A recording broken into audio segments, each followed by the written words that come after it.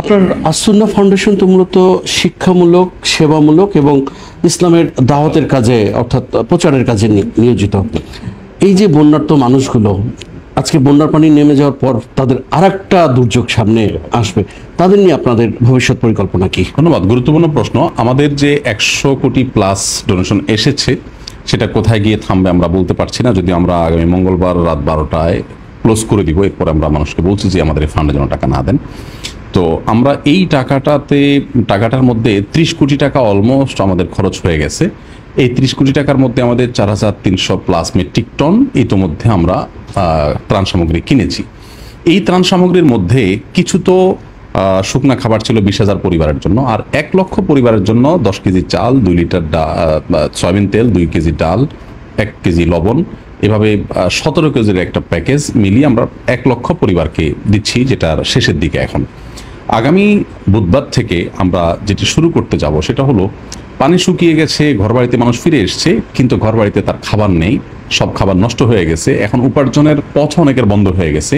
তারা যাতে অন্তত 10-15 দিন সার্ভাইভ করতে পারেন সেজন্য আমরা 25 কেজি করে চাল 1 লক্ষ পরিবারকে দেব। এটার জন্য 2500 মেট্রিক টন চাল আমরা কিনেছি। এই 2500 মেট্রিক টন চাল আমরা 1 লক্ষ পরিবারকে, প্রত্যেক পরিবারকে 25 কেজি করে দিব, যাতে করে তারা সার্ভাইভ করে উঠতে পারেন।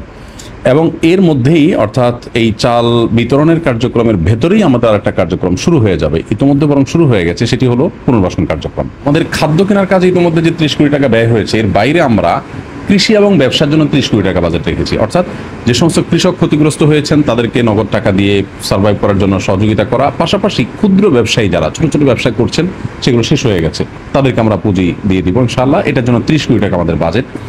আর গৃহ নির্মাণের জন্য 30 কোটি টাকা বাজেট। সেখানে যারা একেবারে গৃহহীন হয়ে গেছেন বা সামান্য ক্ষতিগ্রস্ত হয়েছেন, এটা কয়েকটা স্তরে ভাগ করে আমরা তার ক্যাটাগরি ঠিক করবো যে কতটুকু ক্ষতি হয়েছে, সেই অনুযায়ী তাদেরকে আমরা ফান্ড দেবো ইনশাআল্লাহ। আবার সেই সাথে শিক্ষা খাতে আমরা 20 কোটি টাকা খরচ করবো প্ল্যান করেছি, কারণ আমাদের শিক্ষার্থীরা অনেকে ক্ষতিগ্রস্ত হয়েছে, শিক্ষা খাতে তারা অনেকে সহযোগিতা তাদের প্রয়োজন, তাদেরকে অগ্রসর করে নেওয়ার জন্য এখানে 20 কোটি টাকা খরচ করার প্ল্যান। তাহলে খাদ্যের জন্য 30, কৃষি এবং ব্যবসার জন্য 30, গৃহ নির্মাণের জন্য 30 এবং শিক্ষার জন্য 20। এটা হলো আমাদের আপাতত বাজেট। এর বাইরে যদি আরও টাকা আসে আমাদের কাছে, তাহলে পরবর্তীতে কখনো বন্যা হলে যাতে আমরা সার্ভাইভ করতে পারি, আমরা নতুন কিছু অভিনব কিছু কাজ করতে চাই।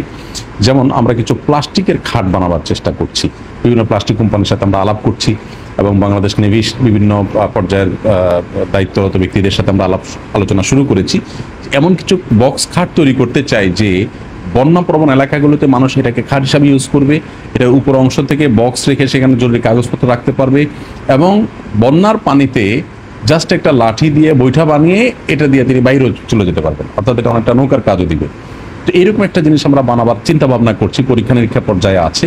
চূড়ান্তভাবে যদি এটা আমরা সার্বিকভাবে দেখি যে হ্যাঁ এটা উপকারী হবে, আমরা এটা হয়তো কিছু করবো পরীক্ষামূলকভাবে।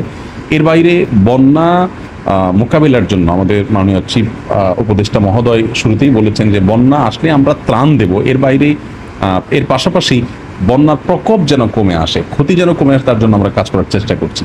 একটা কাজ যদি এটা গভর্নমেন্টকে করতে হবে, আমরা হয়তো গভর্নমেন্টের সাথে আলাপ করে দেখব, যদি তারা আন্তরিক হয় আমরা হয়তো সহায়তা করতে পারি। সেটা হলো, আপনি জানেন লক্ষ্মীপুর, নোয়াখালী, ফেনী এই এলাকা যেটা এখন বন্যা কবলিত, এখানে মেইন রোড মহাসড়কের পাশে বিরাট বড় খাল চলে আসছে। এই খাল গত 30-40 বছর পর্যন্ত কেউ এটাতে হাত দেয়নি, অর্থাৎ এটা নাব্যতা হারিয়ে ফেলেছে, মাটি জমে গেছে। এখন যে পানিগুলো বসে আছে এগুলো যাওয়ার জায়গা নেই। এই খাল যদি পরিচ্ছন্ন করার বা এটাকে ড্রেজিং করার উদ্যোগ নেওয়া হয়, যারা অবৈধ দখল করে রেখেছে সেগুলো যদি দখল মুক্ত করা যায়, তাহলে কিন্তু এই বন্যার পানি খুব দ্রুত নেমে যাবে এবং মানুষের কষ্ট এত বেশি হবে না। তো আমাদের তহবিল যদি আসে, তহবিল আসা সাপেক্ষে আমরা পরবর্তীতে বন্যার প্রকোপ যেন